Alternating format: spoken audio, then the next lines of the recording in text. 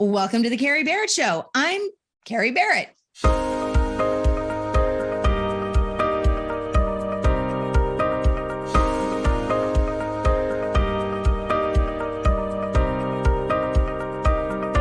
Joining us on this episode is Chris Bogue. He is a video coach, he is a sketch comedian, and he is the creator of the complete guide to selling on video. Chris, I'm super excited to talk to you. Thank you for being here. Thanks for having me, Kerry. Yeah, so to be honest with our viewers, this is the first time that you and I have ever actually had like a one-on-one conversation, but I've been sort of fangirling over your content for a long time now. And it's because you talk about things on LinkedIn that's not very many other people do. I want to dive into, in this episode, because we're going to have you on for two, the element of humor and its use in presentation, its use in video, and heck, even its use in sales. And the reason that this is particularly interesting to me is while I think I have a fairly well-developed sense of humor after spending so much time in the news business, sometimes it's a little bit twisted, but one of the very first questions I got from a client way back when I first started my business was, how do you incorporate humor into video if you're not naturally humorous? Why is it important? Well, basically all the things that I just iterated to you. So let's start with why humor is important in any sort of like video content that you're creating, presentation that you're giving, like sketch comedy is your background. So I know you know this. Yeah. It's flashy, it gets attention, but most importantly, humor is a form of empathy. So I was trained at Chicago's Second City, which is like a very specific approach to satire. It hasn't really changed much since the 1950s. But the whole philosophy of humor at Second City is that comedy is just the truth. You are taught to play from a point of honesty. And I think people get in their heads that they think humor needs to be shocking, or they feel like humor needs to be mean-spirited. It needs to be putting someone down. And I really try not to do that. I really try to do stuff that everyone can find fun. My comedy heroes were always guys like Chris Farley or John Candy, these real big-hearted guys who just like make you smile. And yeah, once you start doing comedy at Second City, you realize that a lot of the best characters on Saturday Night Live were just someone doing an impression of their dad. You know, they're not thinking like, what's the absolute funniest thing I could say right now? They're thinking like, what would my dad say in this situation? And because it comes from a place of truth, the audience laughs, because they see themselves in that. And whenever I have to teach a corporate workshop on improv or any workshop on improv, especially if people are new, the first thing I do is I go, okay, everybody, let's take a deep breath in. And now let's breathe out the need to be funny. Let's breathe out the need to impress people. It's this counterintuitive thing where when you tell somebody that you're going to tell them the funniest joke on earth, you get this kind of like, we'll see about that kind of feeling. And they're less likely to laugh, as opposed to if you say something off the cuff that's just a little bit more honest than they expect, that's what gets the laugh out of people. And once you realize that, and once you get into a space where you're trying to say the most honest thing rather than the thing you most think is gonna maybe it's a joke you've heard somebody else say before, you stop thinking of like, how can I make the audience laugh? And just like, how can I say the thing that is just pure honesty?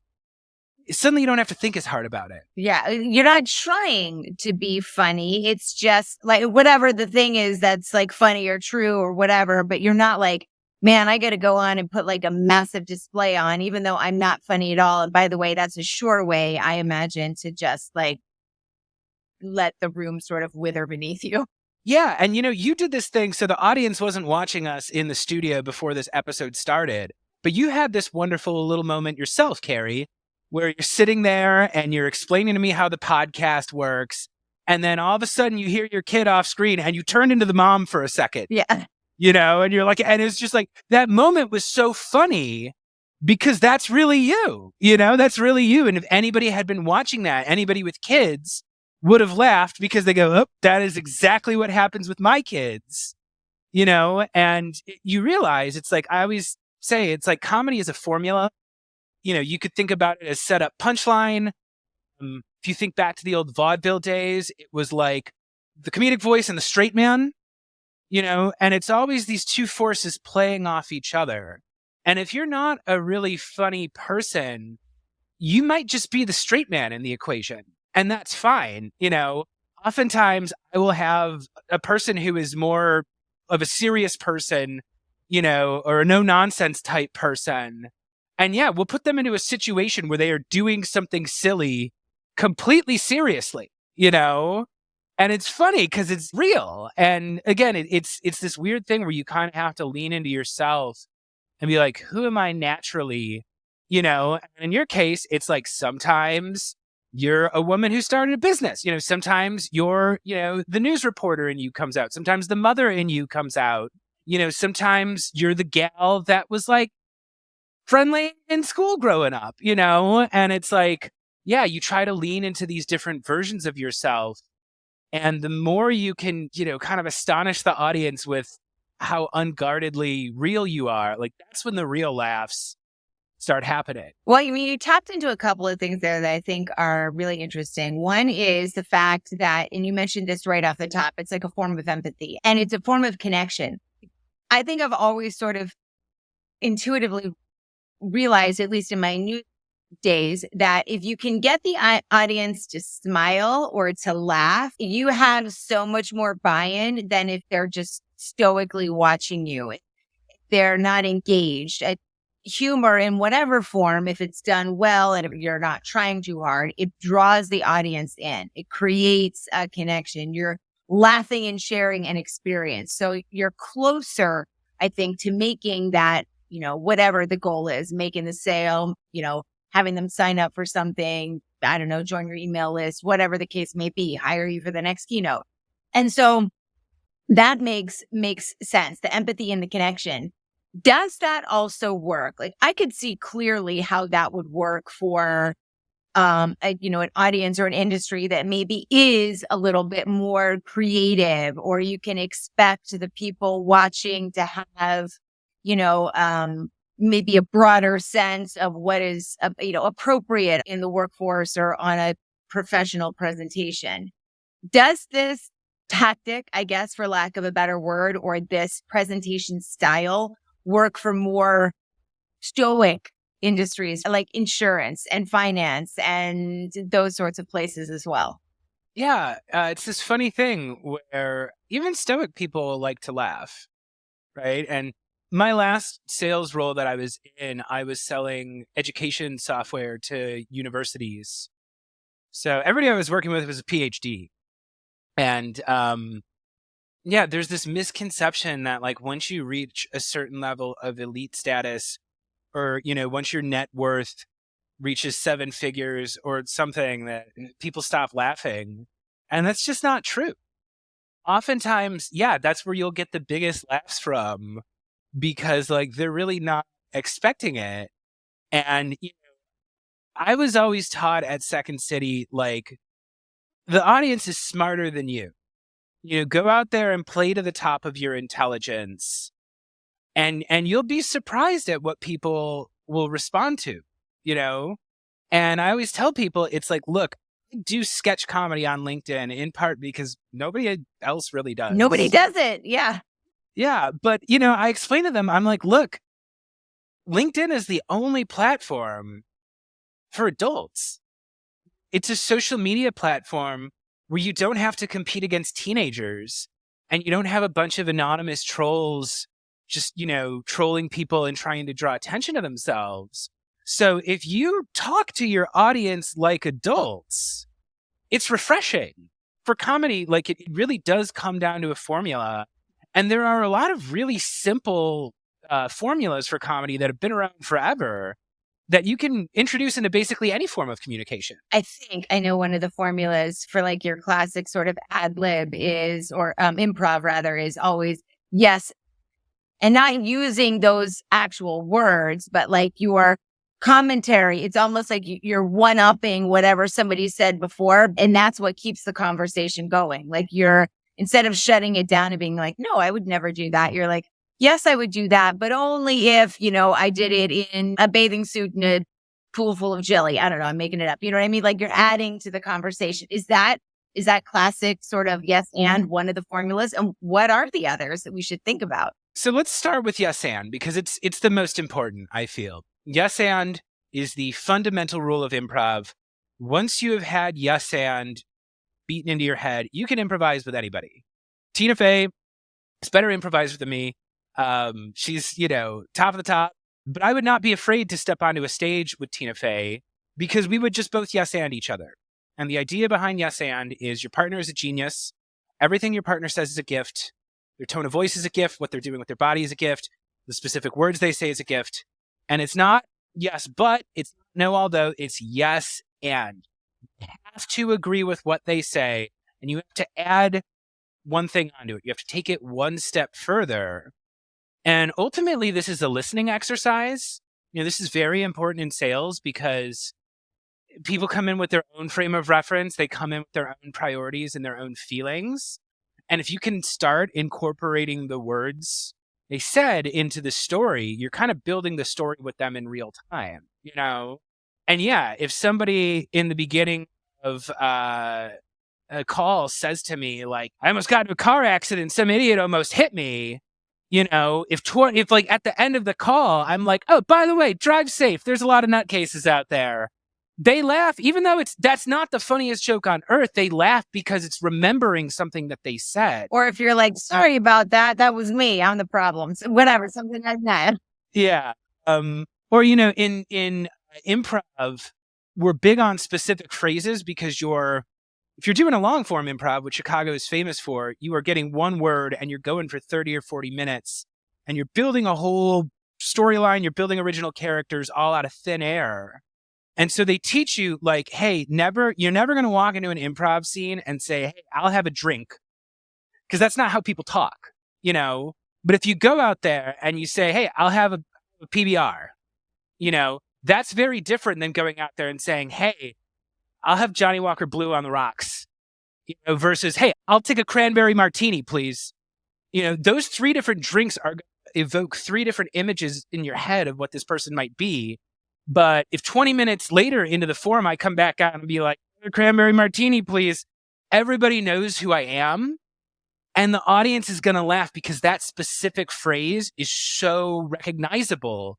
Again, it's almost like a inside joke you're creating on the spot. I love that you said that. And it's interesting. I just did a vlog post about the importance of adding dialogue to videos, even if it's just you're just like reenacting something, because you can divulge so much more information about one of the characters that's in your video by replicating their words. Like, did they say, yo, Bizzo, go make me a sandwich? Or did they say, oh, you make the best sandwiches. Can you please go make me like, just the dialogue itself reveals so much about the character and the person. It sounds like what you're saying. There's like there's some overlap there.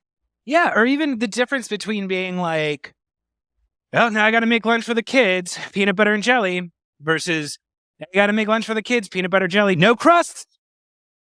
The audience laughs because they're like, my kid makes me cut the crust off too. And it's real. So yes and is a gift. It has taken me, over 15 years of doing it. And I finally just feel like I'm starting to get the hang of yes and. So we shouldn't expect to get it right away. We're going to need a little practice. Yeah. And it's one of those things where it's like, I worked with coaches, I worked with directors. You have to break down your scenes afterwards and analyze what worked and what didn't work. Mm-hmm. And the scenes that fail almost always fail because I wasn't yes-anded. The director will be able to look at me and say, hey, you know what? There was this moment where your partner said something to you and she gave you all these wonderful gifts. And I could tell that you were thinking about what you wanted to say because you missed them. You didn't yes-and what she said. You tried to force the scene into like a predetermined direction. And it didn't work, whereas she just said like, hey, pass the fuel for this chainsaw, you know? And if you had just pretended to hand her a gas can or start it would have been funnier and you would have been doing something together. And yeah, it's really a listening exercise more than anything. You're listening for the little idiosyncrasies in the way they speak, or oftentimes in a video when I'm reviewing it with a client, they'll send me something that's like, 5 or 6 minutes long. And my note will be like, hey, at the 2-minute 17 mark, you had this wonderful little aside. It was this casual little aside. That's the real person. We're going to do this video again. And that's going to be the start of the video. And it's going to be 45 seconds long. And we're getting one thing across to them, And again, it's that real, that emotion that you didn't expect, but that we've all felt. That's what the audience is laughing at. I'm realizing so much about overlap with other skills here. You're talking about listening. It sounds like practicing improv is a great way to practice interviewing as well, or having a Q&A session, because it really teaches you to listen to those little nuggets that you're not thinking about if you're thinking about what comes next. Sales too, Yeah. How do you apply all of this to sales? If I am in a first call, if I'm like in a discovery call or something for sales, I am trying to say as little as possible during those first 10 minutes. I'm really trying to get the other person speaking. I'm asking insightful questions. I'm asking open-ended questions.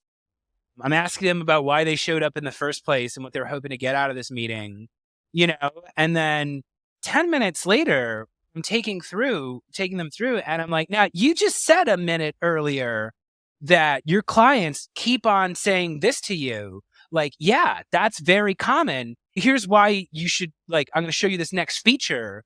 You can tailor the presentation to what they actually want. And, sellers they'll go into these meetings with this PowerPoint slide decks with 120 different bullet points in them. I'm like, hey, maybe your audience only cares about 2 or 3 of those bullet points. That's fine. You could have an entire call just about that. But if you're not listening, if you're not throwing it back to them, if you're not yes-anding them and picking up on the specifics of what they're saying, you might blow past the 2 points that could have actually sold them. So you could demo them on all these features that they don't actually have any interest in. Oh, yeah. I want to sort of backtrack a little bit. So we talked about, the yes and. I have a 2-part question here. Are there other formulas that work particularly well when you are, on video or, using video for sales or training? Are there other formulas that people should be thinking about incorporating? And then are there tips that you have for them to begin to practice on their own? Like you mentioned, you'd go back and look at it with a director or a producer and they would tell you, you missed this, man. What were you doing? Like, how does somebody begin to figure this out on their own? Yeah. So, getting a coach or taking a course helps. Obviously we're both video coaches, so it's self-serving for me to say that, but there's a reason why Tina Fey and Amy Poehler do all movies together repeatedly, right? And it's because they both trained at Improv Olympic in Chicago together, You see these groups of people who always appear together in movies or always appear together on TV. And it's usually because they learned together, And I tell anybody who feels like they're going through a creative dry spell or who feels they have writer's block, if you take a class or you're hanging out with other people who are putting stuff out there, it's going to get those creative juices rolling, and you're probably going to realize that you're funnier than you thought you were. You've got more to work on there than you realized. Sometimes it just takes being in a space with other people to get the confidence to just start doing it. And if you want another simple comedy framework that anybody can do, it's the rule of 3s. So comedy always comes in 3s. I have my own theory about why that is. But there is something about the rhythm of a list of 3 that it sets the audience up for an expectation that you can subvert. So if you need an easy joke, if you need to write a joke and you don't know how to write a joke, include a list of 3 And you got serious thing, joke. Hey, it's Monday here at the sales team, so let's sync up, let's hit our 50 dials, and let's question why the hell we're doing this, or somebody's like, oh, what should I bring? You're like, oh yeah, you could bring a dessert, you could bring a side, you could bring a bag of rocks for all, it doesn't even matter. Just come, but you're setting them up. And comedy comes in threes. It always has. My theory for that is, thing one is you're introducing an idea. Thing two, you're creating a pattern, right? So the audience starts thinking, oh, I know where thing number three is going to go. And then you put something silly in there. They laugh because they didn't see it coming.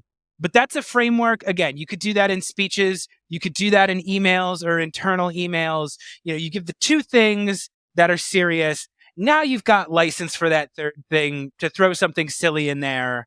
Again, you'll start noticing it once you start watching comedies. But yeah, that list of three things comes up all the time. And I want to ask you something because, as I mentioned, the next episode that comes out of this show will be with you, and we'll be talking about how to use video to sell, how to sell on video sales, et cetera, et cetera. My question is this, sort of thinking about that, does humor work not just in videos that you may be creating to sell, right? So you're on camera and you're delivering that way. Is it also something that you suggest using? Sounds like I know the answer to this, but just to be clear, you also use this in like your personal sort of connections or calls or meetings, or if you're giving like selling from an actual stage somewhere during a speaking engagement, you incorporate these components into all of those different sort of platforms, formats, mediums. Yes? I would actually say not quite. Oh, okay. Then I didn't understand. Yeah, I'm using some of these same frameworks, but the goal is not always comedy. I always look at it as like, what am I doing here? Am I doing one to many or am I doing one to one? If I'm doing one to many, that means I'm creating video content, and that means sky's the limit. Go be funny, go be interesting, throw cartoons in there, throw music, throw dance, throw, whatever, like sky's the limit. I really feel that in sales, people want someone who's going to talk to them straight. I don't perform for them really when I am doing my sales videos to prospects because I don't want them to feel like they have to perform for me. I am more likely to talk about a joke they made than one that I made. And this goes back to yes and. The whole idea of yes and is it's not about you. It's about everybody but you. And people buy from people they trust. So I'm usually not going to go in there telling a bunch of jokes. More likely if I'm talking about comedy in a video, maybe it's because somebody who fits my ideal customer profile left a really funny joke on one of my posts. And I'm just like, hey, Kerry, that was hilarious. That was really funny. And I want to see if you want to talk about getting your team on video, because it can be really difficult to get started with this. Sometimes people are nervous about what to say. And, I come from a comedy background and I get everybody having fun and I get everybody feeling confident. So let me know if you'd be open to a conversation about that. In sales, especially, I always say, like, even if it's just me on screen, I think of it as a two-person scene. And the camera is the main character. My prospect, the buyer, that it is a video about them. And I am just the supporting character, So my job is to make them feel like they're the funny one. They're going to buy with me if they can visualize their success. I'm just somebody who might have something to offer them in getting there. Yeah, 100%. That makes perfect sense. I did lie. I said that was going to be my last two questions. I do have one more because as you were talking about reaction and that sort of thing, I began to think about spontaneity and its sort of role in being authentic and real and making connection. And of course, sometimes it, elicits laughter. And I thought of it because I've had to hone that skill, not in a comedic way, but I've had to hone that skill back in my news days, or sometimes when hosting shows even now, because, You had to roll with the punches. Your guest says something you weren't expecting and you roll with it. I did a big keynote for a very stoic insurance association a couple of months ago. And I did a Q&A at the end. And one of them was asking me about the difference related to the keynote about, news and technology now versus what it was like when I first started, which was, I didn't leave the business all that long ago, but I sure started a long time ago. And they were asking me about the cameras. And I was like, yeah, it's not this anymore. It's not a small little camera like this. And I sort of and looked around at the stage and there was a stool there. And I'm like, it was like this. And I'm like, oh my gosh, what am I doing? What am I doing? Why am I doing this? But I picked up this giant stool and I put it on my shoulder. And I was like, it was like carrying one of these things around all day, the giant beta cams. And it got a laugh. And people talked about it because it was humor and not something I'm used to doing very spontaneously in those environments. I was like, oh, I got to incorporate this into some of the way that I deliver on an actual stage. All of that to get to the next question. How do you hone that sense of like spontaneity when it comes to humor? Is it applying the formulas that you spoke about? Is it paying attention to what people are saying? Is it using what's around you? Or am I like going, down the wrong path here? So if we're going to analyze that bit, there's a couple things you did there that made it a successful bit. Okay. Right? One, it goes back to that idea of everything is a gift. When I'm on stage, one of the things I love to do is to jump off the stage and walk into the audience. I break that fourth wall because I want to show them, no, this is not the stage up here. This entire room is the stage, and by picking up the stool and using it in a way that it's not a stool, you're subverting audience expectations, right? You had a gift in front of you. You took advantage of the gift in a way that people didn't expect. The other thing is, again, it goes back to that idea that comedy is truth. You picked up that stool and I could see you acted like it was heavier than it actually was because you remember how heavy the camera was and you were faithfully, posturing your body as if it actually weighed that, and anyone in the audience that has ever dealt with one of those cameras laughs because they're like, yeah, that's exactly what it was like. If you want to apply that to different contexts, again, it always goes back to this idea that what's real is funny. I told more jokes back when I was cold calling because you tend to deal with angry people that don't want to talk to you. And one of the easiest tricks I had to get on their good side was, I'd call somebody up and I'd be like, oh, hey, Kerry, this is Chris from whatever company. And you'd be like, is this a cold call? I hate cold calls. My response would be like, hey, me too. I can't even believe you picked up. Thanks for making an exception. Would you mind if I told you why I called? And just that act of being like, oh man, I do too. I don't normally do this, but I'm really glad you made an exception for me. They'll laugh because they're not expecting the other person to be like, oh yeah, cold calling's kind of weird, Yeah. But it's real. I'm leaning into what I really believe. Mm-hmm. And, again, it's like, I'm not thinking of the corporate thing. I'm thinking of like, what's the honest feeling I have here? Here's another simple one. I'll give this freebie to anybody who's nervous about doing sales. Okay. Talk about food. Food, it is such an easy icebreaker because we all have to eat every day. Mm-hmm. But I would have a little kind of rapport building moment. It's very common if you ask somebody how's their morning going or how's their day going, they're like, it's okay. How about you? Somebody throws it back to you. I always reference food. I would be like, you know what?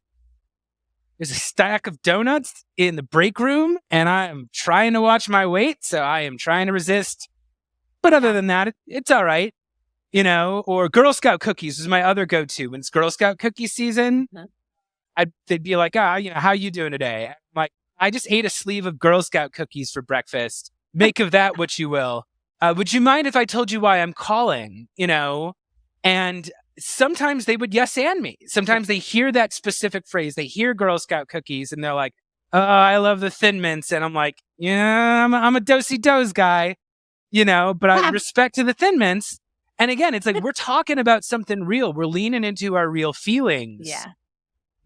that's where you're going to have that little moment where they smile. Maybe they recognize something in you that they see in themselves.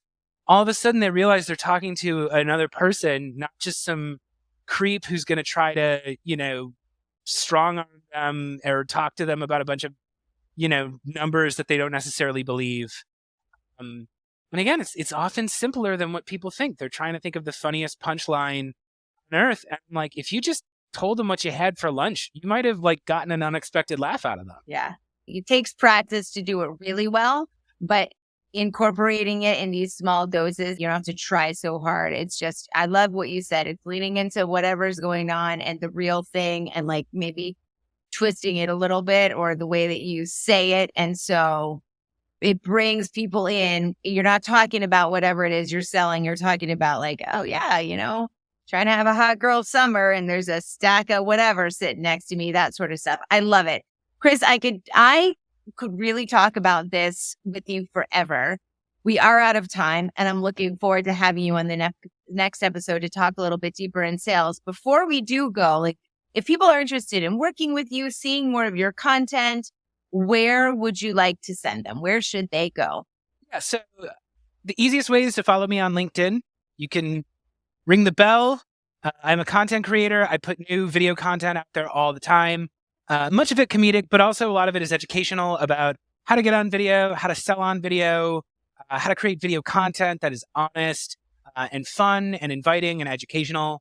You could also check me out at chrisbogue.io. That is where I sell my course, The Complete Guide to Selling on Video.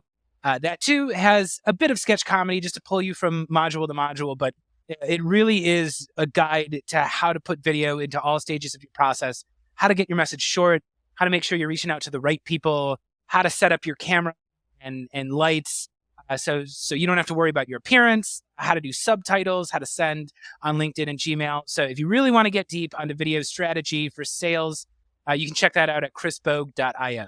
Chris, fantastic. Thank you so much for being here, and we'll see you in the next episode. Thanks for having me.